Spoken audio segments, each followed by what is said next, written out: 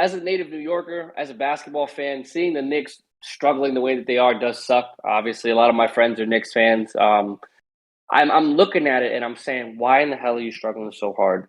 Why is it that you guys have fallen so far from where you were last year? You can combine it with injuries. Derrick Rose, Nerlens Noel, and a lot of other players that played very good for you last year are not active right now. One of your, PR, if you will, big signings in Kemba Walker. He didn't get traded, and now he's not even on the team right now. He's not even on the roster. He has agreed with the Knicks to sit for the rest of the season, and that just to me doesn't make sense with their lack of guard depth because Derrick Rose is hurt. R.J. Barrett has emerged as the face of the organization, but Julius Randle continues to he perform poorly in key moments. For whatever reason, he shies away from big clutch moments. He shies away when it matters the most. He takes bad shots. He turns the ball over. He complains. I mean, we've talked about him before early on in the season where he slapped the laptop close of an assistant trying to show him some things. We've seen him get into altercations with some teammates in terms of verbally. They just seem like they're erupting. They made the trade for Cam Reddish. Tom Thibodeau came out, or it leaked, whatever, and said that he didn't even want Cam, so Cam's barely playing. Meanwhile, the roster that they currently have assembled could use all the help that they can get. I mean, let's be frank. Alec Burks is getting a whole lot of minutes for a whole lot of nothing. And we sitting here looking at Tom Thibodeau like, you're fine. Like the Knicks, Leon Rose, and that front office is looking at him like, it's okay, you can keep your job. We made a trade, and I know Kevin Knox ain't play much either, but I'm saying they traded that and a second round pick for Cam. Cam being a consistent shooter, Cam being an athletic defensive presence, and an athletic player on the court that can maybe contribute to some offense. And you're not playing him. You're relying on Julius and RJ so much, and Alec Burks for whatever reason.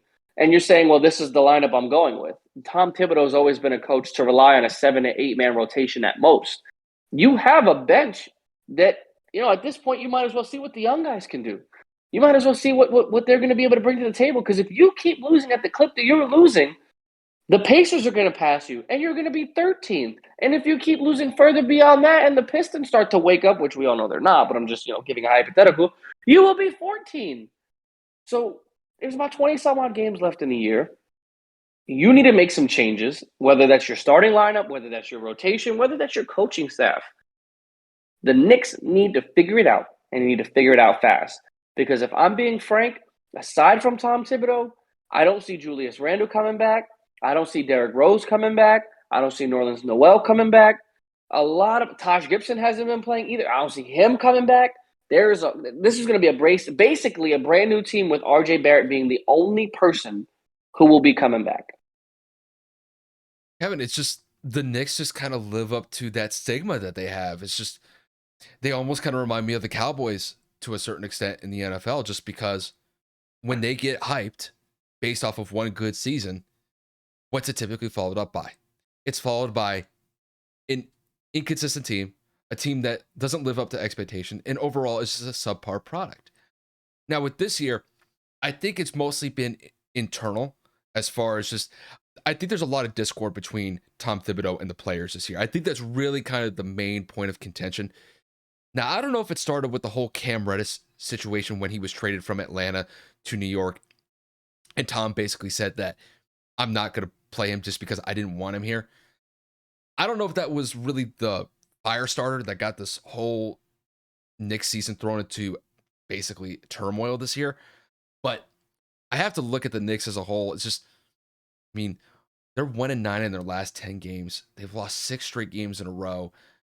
And I mean, the last 2 games against Philly, they looked out of sorts. And I don't know if they're going to be able to salvage this season. I mean, if they were able to make a play-in tournament situation, I think that would be like the best case scenario for them this year. If they play like this, I mean, they're probably going to be like one of the worst 5 teams in the league when it's all said and done this year, if they continue to falter. That's the point that I want to make about that specifically.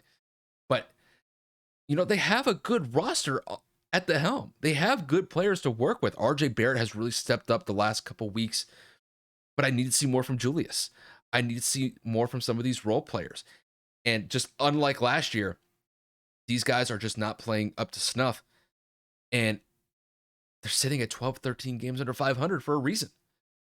It's just, The biggest thing that I just can't wrap my mind around is Tom Thibodeau. And the fact that this team is giving up so many points in the defensive end, that's Tom Thibodeau's bread and butter.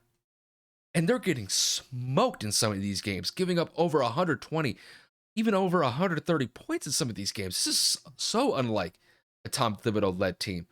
But I think that internal discord, I just think the players are done with Tom. And the way that it's going, I think Tom Thibodeau is going to be fired at the end of the season. I just, He has to. unless the Knicks make a huge stretch at the end of the season and they make the playoffs and they make some sort of noise, possibly getting past the first round of the playoffs, I think Tom is out. And I think you have to look at some of the front office decisions as well. It just hasn't panned out the way that they expected. And I think there's going to be a lot of turnover on this roster when we go into next season. It's not going to be the same, like you mentioned.